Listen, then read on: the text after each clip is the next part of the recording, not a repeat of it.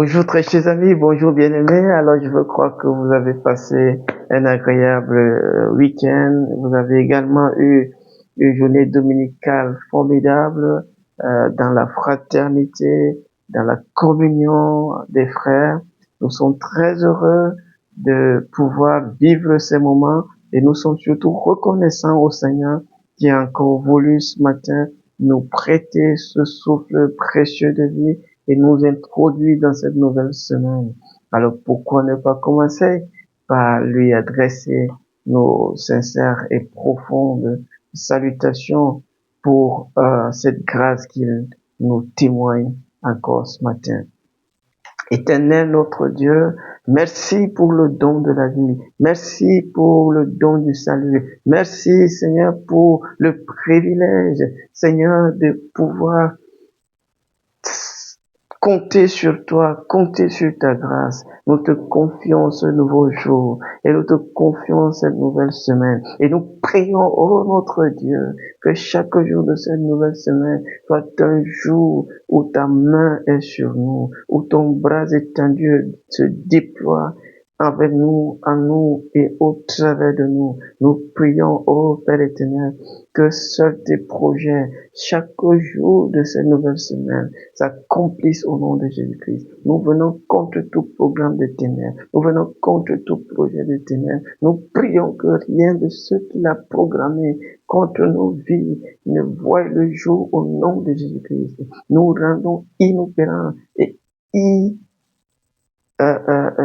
et impotent toute force et tout acte des ténèbres contre nous. Au nom puissant de Christ Jésus, nous prions que le sang de Christ Jésus nous couvre tout au long de ce jour. Couvre ce que nous sommes en Christ Jésus. Couvre ce que nous avons en Christ Jésus. Couvre ce que nous faisons en Christ Jésus. Nous prions que la bonne main de Dieu soit sur nous et que la faveur divine nous accompagne tout au long de cette nouvelle semaine. Garde-nous en toi. Garde-nous avec toi. Et surtout, garde-nous pour toi. Au nom de Jésus-Christ, nous te confions, Seigneur notre Dieu, ce bout de ta parole sur lequel nous allons pencher notre regard, notre attention, sur lequel, Seigneur notre Dieu, nous allons prendre le temps de méditer ce matin. Bénis ce moment et qu'elle cette parole, Seigneur notre Dieu, nous fasse du bien au nom de Jésus-Christ. Qu'elle vienne nous libérer, nous délivrer même, Seigneur notre Dieu, de ces obstacles psychologiques, de ces obstacles culturels, de ces obstacles, Seigneur notre Dieu, même physiques, qui peuvent se mettre en travers de notre chemin vers Dieu, en travers de notre chemin vers le cœur de Dieu, en travers de notre chemin vers le programme bienveillant et glorieux de Dieu pour nos vies. Fais-le, Seigneur notre Dieu, et que toute la gloire te revienne au nom de Jésus-Christ. Amen, amen, amen. Alors ce matin, nous allons porter notre attention et avoir pour objet de méditation ce matin le verset 12 du deuxième chapitre du livre d'Actes des Apôtres. Ce verset dit tout simplement ceci: ils ne revenaient pas de leur étonnement et ne savaient plus que penser. Voilà, notez ça très bien parce que c'est un temps qui sera riche. Ils ne revenaient pas de leur étonnement et ils ne savaient plus que penser. Qu'est-ce que cela veut dire? Se demandait-il entre eux. Je reprends, c'est la version parole vivante, c'est la version dynamique de la Bible par Alfred Quinn. Ils ne revenaient pas de leur étonnement. Ils ne savaient plus que penser. Qu'est-ce que cela veut dire? Se demandait-il entre eux. Parole du Seigneur. Amen. Formidable, fascinant. Ils ne revenaient pas de leur étonnement, de leur surprise. Ils avaient été gagnés par un phénomène qui a attiré leur attention, qui a provoqué leur curiosité, qui a fait déployer leur connaissance. Jusque-là, aucun résultat satisfaisant.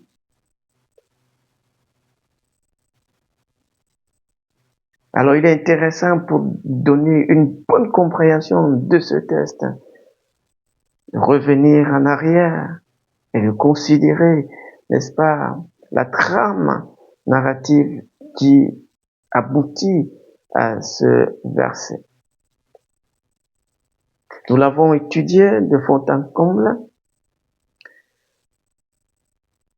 Cette diaspora juive qui s'interroge encore, cette fois-ci, de la sorte, est en séjour à Jérusalem.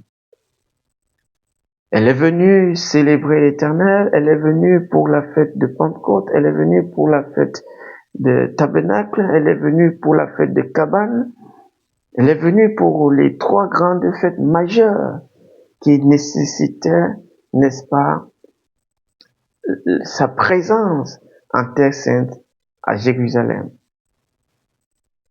Donc on venait même pour voir comment s'y installer définitivement.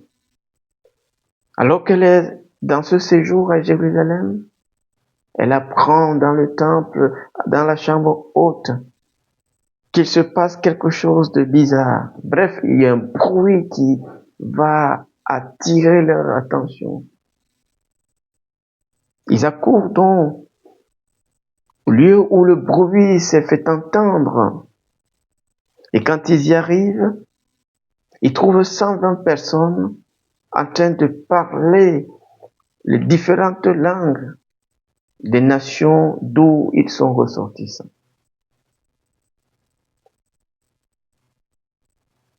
La curiosité est activée au sommet.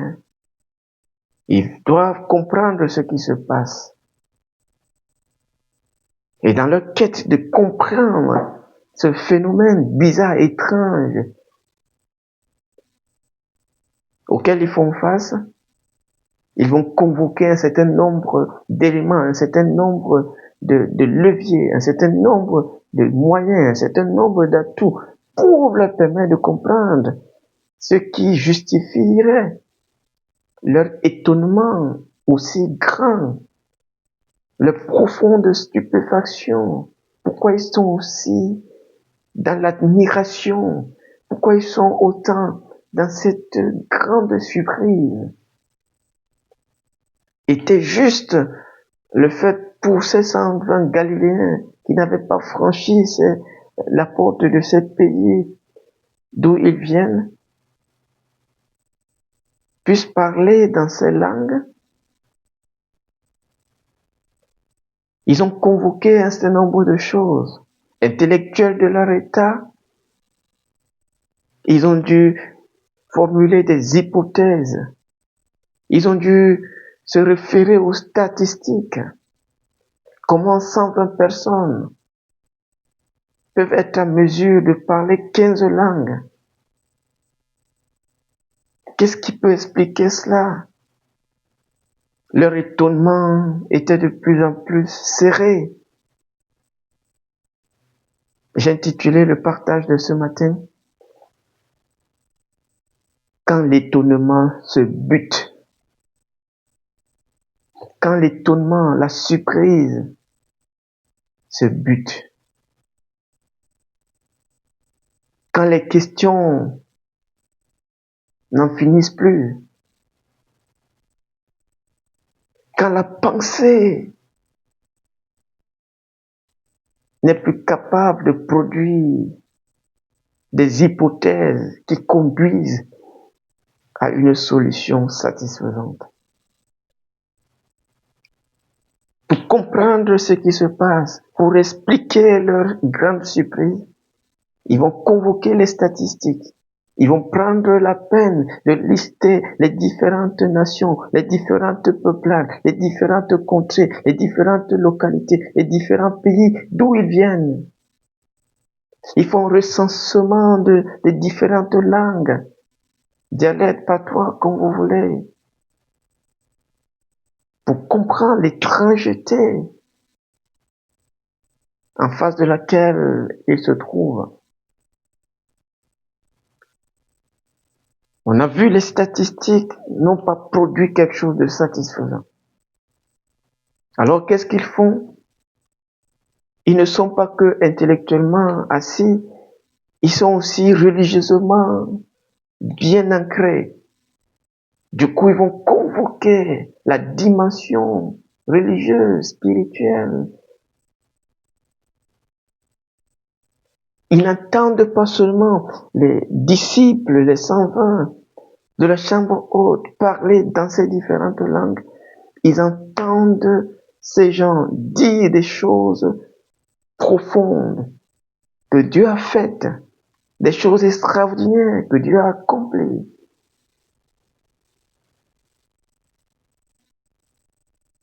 La surprise semble davantage grossir, alors que cette diaspora veut la clarifier. Ce verset que nous avons nous dit clairement, ils ne revenaient pas de leur étonnement. En d'autres termes, les tentatives de résoudre l'équation se sont avérées inadéquates. Ces tentatives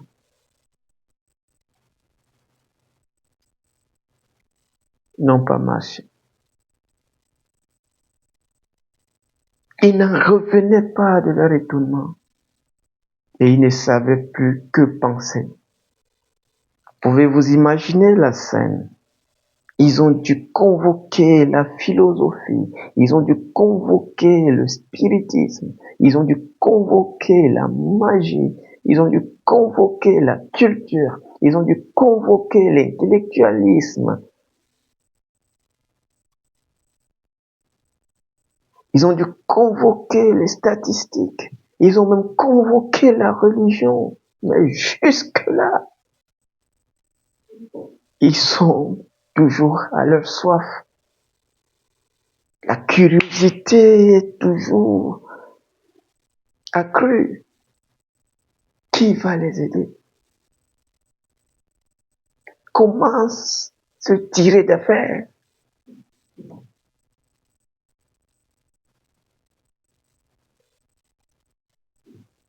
Ils sont obligés de se demander dans cet orgueil culturel, intellectuel, se demander entre eux, qu'est-ce que cela veut dire? Nos formules ne donnent pas.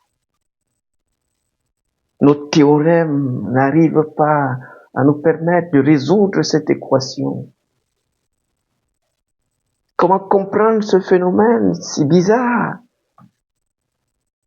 Notre pensée n'arrive plus à produire une substance qui permette d'apprécier ce phénomène en face duquel nous nous trouvons. Voilà la circonstance, voilà la situation.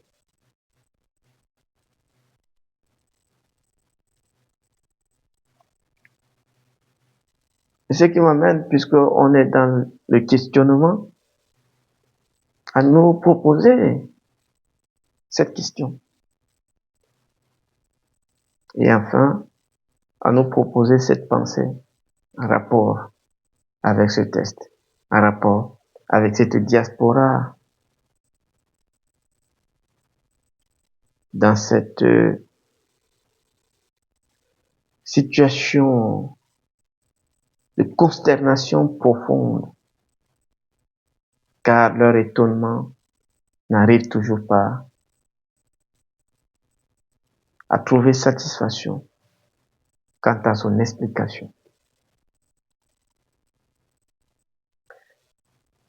Alors la première question c'est, quand les tentatives de comprendre une chose échouent, que faire?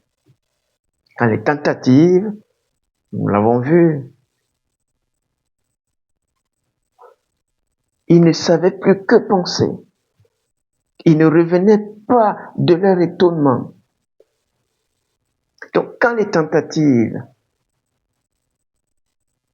pour résoudre un problème échouent, que faire? Deuxième question. Quand les moyens pour expliquer un étonnement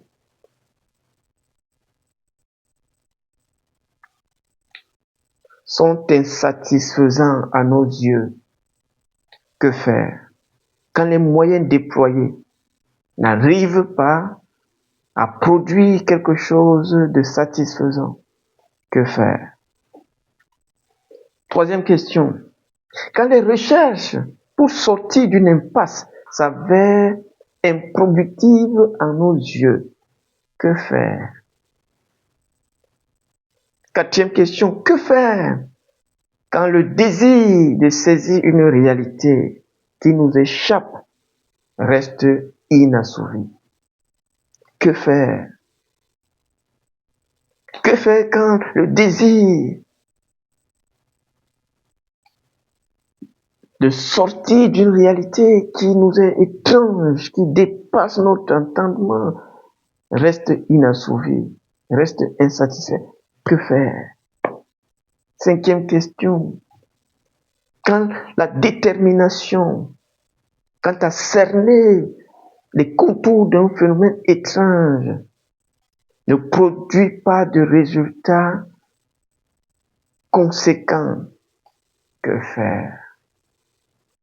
Que faire? Sixième question. Quand l'effort, quant à mettre le doigt sur une situation particulièrement troublante, particulièrement défiante,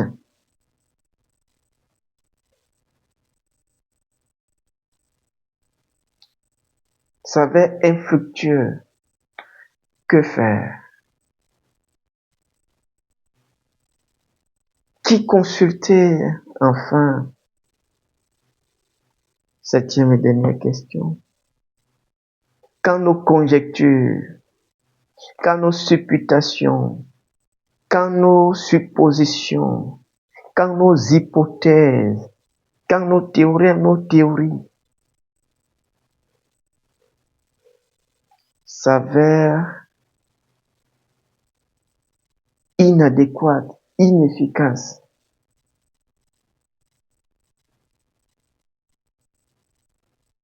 quant à comprendre une situation, que faire? Que faire?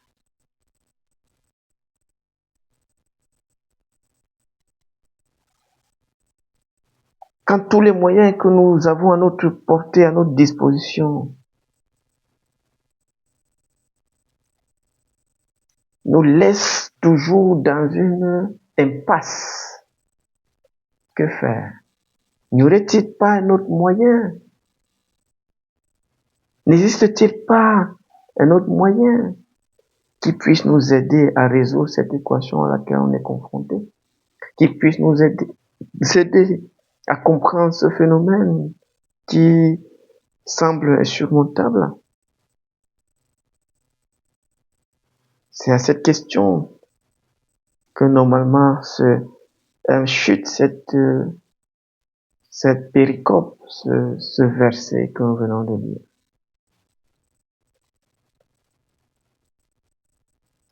Ils sont dans une série de questions dont celle-ci est l'ultime, mais qui semble ne pas les conduire vers quelque part de sûr, de stable, de réconfortant, d'assurant. Poser les questions, se poser des questions est une mauvaise chose? Quand l'étonnement bute ou se bute, que faut-il faire? nous résigner? Alors, je nous partage rapidement cette pensée vite fait. Certainement, nous reviendrons à cette question, Tim. Et n'hésite-t-il pas à un autre moyen avec qui nous tourner? Voilà cette question à deux volets. Certainement que nous allons prendre le temps de considérer à mesure que nous poursuivons notre méditation. Mais en rapport avec ce texte, ce verset que nous avons lu ce matin, ils ne revenaient pas de leur étonnement, ils ne savaient plus quoi ou que penser. Ils se sont donc posé cette question. Qu'est-ce que cela veut dire?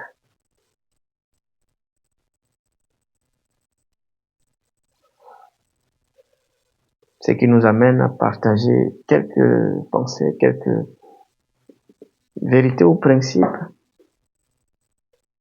qu'il nous importe de saisir, de retenir, on va dire, en toute humilité. La première chose, c'est que poser ou se poser des questions n'a rien de mauvais. Poser ou se poser des questions n'est pas une mauvaise chose. Au contraire, c'est une très bonne chose. C'est intéressant de se poser des questions. C'est merveilleux de se poser des questions.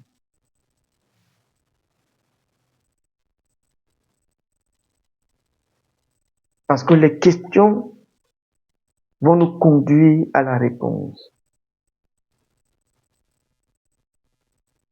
Les questions vont révéler un problème qui va nous permettre de trouver une solution adéquate.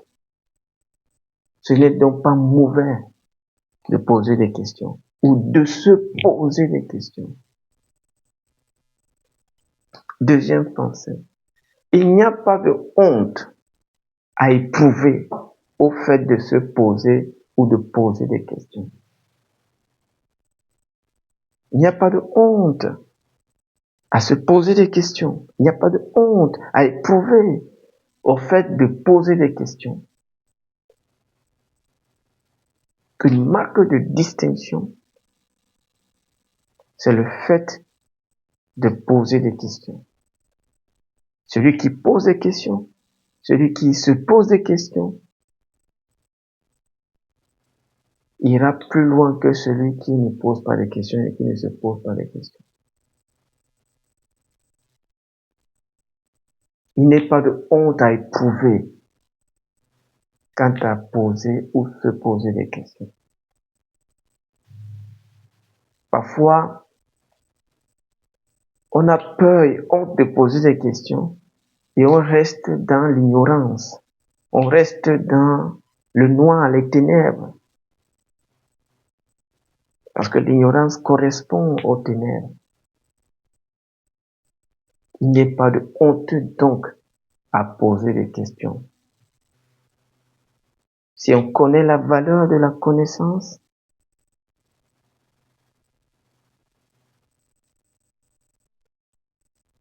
poser des questions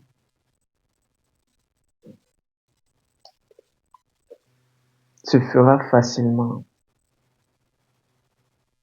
et il n'y aura aucune honte à avoir. Troisième pensée, il peut arriver que nous nous retrouvions dans une impasse dans la vie. Il arrive souvent que nous nous retrouvions, que nous nous trouvions, que nous soyons dans une impasse. Ça arrive que nous ne comprenions pas. Ça arrive que nous soyons dans une situation confuse. Ça peut arriver. Ce n'est pas une fatalité. Ce n'est pas une tragédie que de se retrouver dans une impasse. C'est pas une tragédie. Il peut arriver qu'on se trouve dans une impasse, dans une situation où on ne sait pas quelle solution prendre. Quatrième pensée. Il peut arriver que la pensée intellectuelle et même la pensée religieuse ne nous aide pas véritablement à comprendre certains phénomènes. Il y a certains phénomènes que notre pensée intellectuelle, que nos compétences intellectuelles ne peuvent pas nous aider à résoudre. Il y a des situations que même la pensée religieuse sera incapable de résoudre. Cinquième pensée. Il est possible que nous soyons étonnés et que nous ne comprenions pas tout ce qui nous arrive, tout ce qui se passe en nous, tout ce qui se passe en face de nous, tout ce qui se passe autour de nous. Il est possible que nous soyons étonnés par cela. Être étonné n'est pas une mauvaise chose. Être étonné n'est pas à rejeter, n'est pas à écarter de la vie. Il peut arriver que nous soyons étonnés. Il peut arriver que nous soyons surpris. Surpris par des actes, surpris par ce qui se passe déjà en nous, ce qui se passe en face de nous et ce qui se passe autour de nous. Et surtout que nous ne comprenions pas tout immédiatement.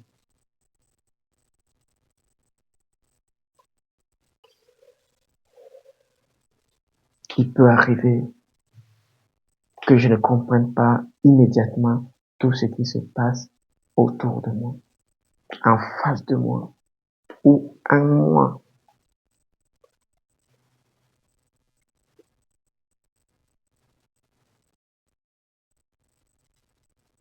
Même à Pierre, on le verra au chapitre 12 d'Actes des Apôtres, quand l'ange de Dieu est venu le délivrer de ce donjon, il pensait qu'il rêvait.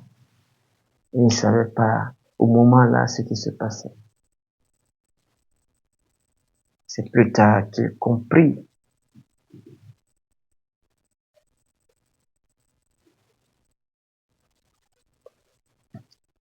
Sixième pensée. Il n'y a pas que les moyens naturels ou humains qui permettent de comprendre certaines réalités, certains phénomènes. Il n'y a pas que les moyens naturels, il n'y a pas que les moyens humains pour comprendre certaines réalités, pour comprendre certains phénomènes. Il ne savait plus que penser, parce qu'il n'avait que la pensée. Ils ne revenaient pas de leur étonnement, parce qu'ils n'avaient que l'entendement naturel, l'entendement charnel, l'entendement intellectuel, l'entendement religieux. Il n'y a pas que les moyens naturels, les moyens humains.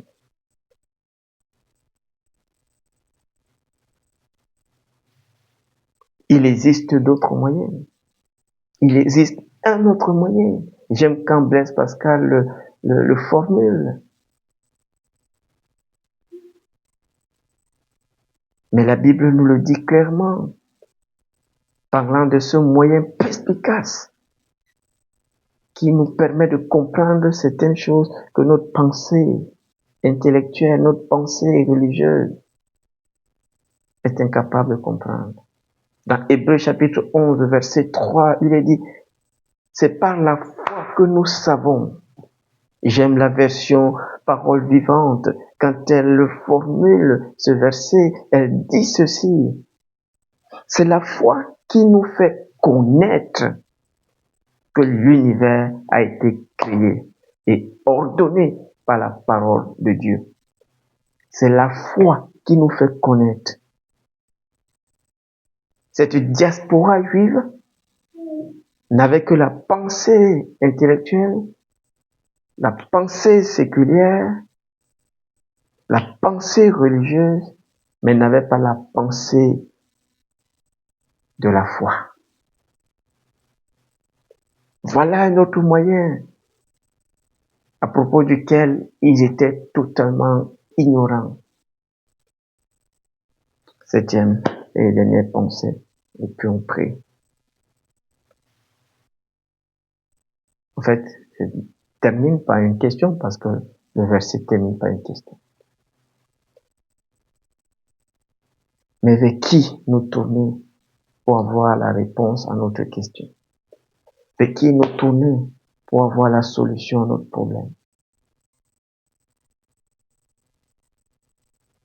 À quelle source convoquer pour nous permettre, pour nous aider à sortir de l'impasse dans laquelle on se trouve? Prions ensemble. Prions pour que Dieu nous accorde cette honnêteté intérieure à reconnaître que il y a certaines choses qui dépassent notre compréhension, qui dépassent notre entendement naturel. Éternel notre Dieu, nous te bénissons, nous te rendons grâce pour ce partage de ce matin. Merci de placer devant nous cette réalité sur le fait que certaines choses ne se comprennent pas ne se comprennent pas avec la pensée charnelle, la pensée séculière, la pensée naturelle, mais qu'elles se comprennent grâce à la pensée spirituelle, c'est-à-dire grâce à la foi. Merci de nous montrer que poser des questions ou se poser des questions n'est pas mauvais en soi. Mais aide-nous surtout quand on a ces questions, quand on a ces interrogations, quand nous sommes dépassés par certaines réalités que notre pensée n'arrive pas à cerner. Conduis-nous à nous diriger vers la bonne personne, à consulter la bonne source pour avoir non seulement la meilleure réponse, mais celle qui corresponde au mieux aux problèmes auxquels nous sommes confrontés. Béni sois-tu, Seigneur, et que cette parole nous garde dans cet éveil spirituel, dans cette humilité. Fais-le au nom de Jésus-Christ. Amen. Dieu nous bénisse. Retrouvons-nous demain dans le cadre de nouveaux partages de la parole de Dieu. Un jour pour un verset pour un jour. Dans la paix du Seigneur, bonne semaine et que la grâce de Dieu soit avec chacun d'entre nous. Amen.